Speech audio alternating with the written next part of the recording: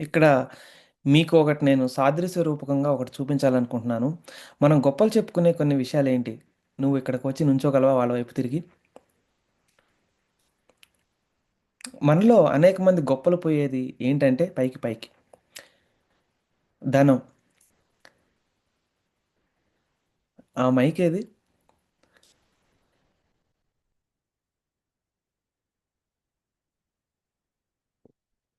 Okay. ధనం. ఈ యొక్క ప్రపంచం మొత్తంలోకెల్లా ధనవంతుడైన వాడు. చూసారా? ఫోర్బ్స్ లిస్ట్‌లో ఈ భూమి మీద అత్యంత ధనవంతులైన వాళ్ళలోకెల్లా మొదటివాడు. దేవుని దృష్టిలో సున్నా.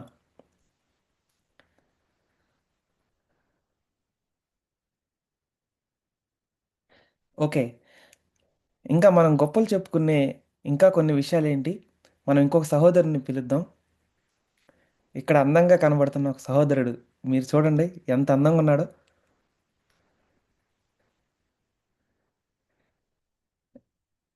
నేను ఆ మాట నిజంగానే చెప్తున్నాను. అయితే సున్నా. ఓకే. మనుషులు గొప్పలు పోయే ఇంకొక విషయం ఏంటి? హోదా. ఓకే. రండి బ్రదర్. ఈయనకు ప్రపంచంలోనే ఒక ఉన్నతమైన హోదా ఉంది. మీరది గుర్తించలేకపోవచ్చు. కానీ అతడు ఒక ఉన్నతమైన హోదా కలిగి ఉన్నాడు. దేవుని దృష్టిలో ఒక సున్నా. సరే తర్వాత వ్యక్తి. ఇతను చాలా తెలివి కలిగిన వానిగా కనబడుచున్నాడు. పీహెచ్‌డీ చేసిన వ్యక్తి. చదువుంది. కానీ సున్నా.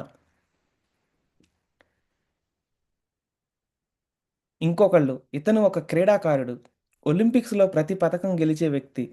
క్రీడలు సున్నా.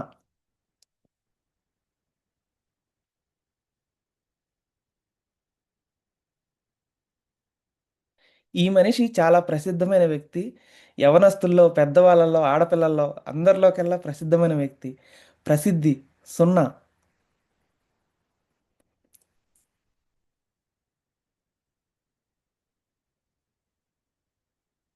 సరే ఇది నేను. సున్నా. ఇతను నన్ను సూచిస్తాడు. ప్రసంగికులు. మీకు తెలుసా వాళ్ళ గురించి? వాళ్ళు ప్రసంగాన్ని బట్టి గర్వించవచ్చు. సున్నా.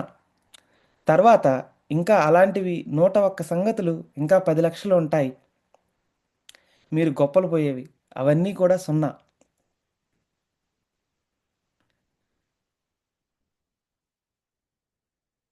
అయితే వీటన్నిటికి మూల కారణం ఒకటుంది.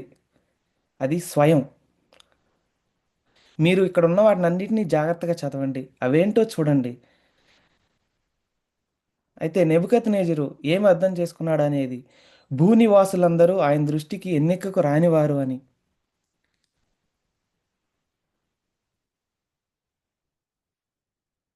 అయితే వాటన్నిటికి విలువనిచ్చేది ఏందో తెలుసా మీకు? యేసు ప్రభు. ఇప్పుడు మీరు చూడండి ఇక్కడ ఇక్కడ ఉన్న అందరి విలువ ఎంతో. మీరు ఆ ఒకటిని తీసివేయండి. అప్పుడు మీకు ఇక్కడ ఉన్న అన్ని విషయాలు మీకు ఉండవచ్చు. అయినప్పటికీ మీరు సున్నాగానే ఉంటారు. యేసు ప్రభు గనక ఉంటే అక్కడ కేవలం ఒక్క మనిషి మాత్రమే ఉన్నా కానీ ఆ విలువ మిగతా అందరి విలువ కంటే ఎక్కువగా ఉంటుంది. ఎందుకంటే అతనితో యేసు ప్రభు ఉన్నారు కాబట్టి. చిన్నపిల్లలు మీరు ముఖ్యంగా ఇది గుర్తుంచుకోండి. ఎప్పటికీ మర్చిపోవద్దు.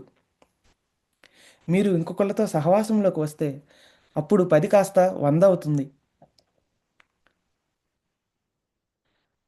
అది సహవాసంలో ఉన్న అద్భుతం. మీరు సహవాసంలోకి ఇంకొక సహోదరునితో సహవాసం కలిగి ఉంటే చూడండి ఏమవుతుందో. ఇంకొకళ్ళు, ఇంకొకళ్ళు సహవాసం, సహవాసం, సహవాసం. వారంతా సున్నాలు అని గుర్తించేవాళ్ళు. సహవాసం చేయడం. సంఘం అంటే అది.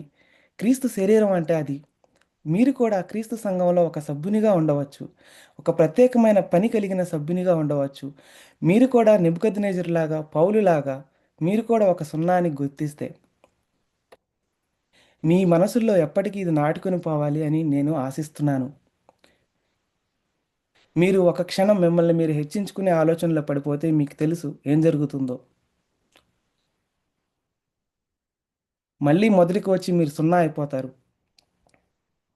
అందుకే మీరెప్పుడు యేసు ప్రభువుని మీ జీవితాలలో అన్ని విషయాల్లో మొదటి స్థానంగా ఉంచుకోవాలి.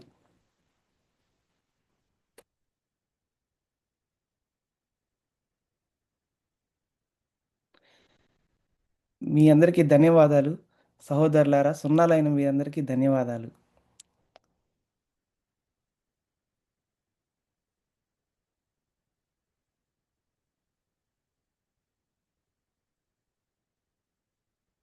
అయితే దాంతో పాటు ప్రసంగాలు చెప్పే వ్యక్తి కూడా అందరితో పాటు సమానంగా ఒక సున్నానే. ఇది ఒక రహస్యం.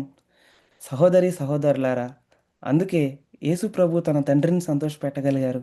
ఆయన తన తండ్రి ముందు తనకు నియమింపబడిన స్థానం తీసుకున్నారు. దీనత్వం అంటే నేను ఏ విలువ లేనివాడని అని మనం తలదించుకొని చినిగిపోయిన బట్టలు వేసుకొని ఉండటం అదంతా కాదు. దీనత్వం అంటే దేవుడే సర్వస్వం అని గుర్తించటం. నువ్వు నేను వేర్వేరు లక్షణాలు కలిగి ఉండవచ్చు, కానీ మనం దేవుని దృష్టిలో ఒక సున్నా.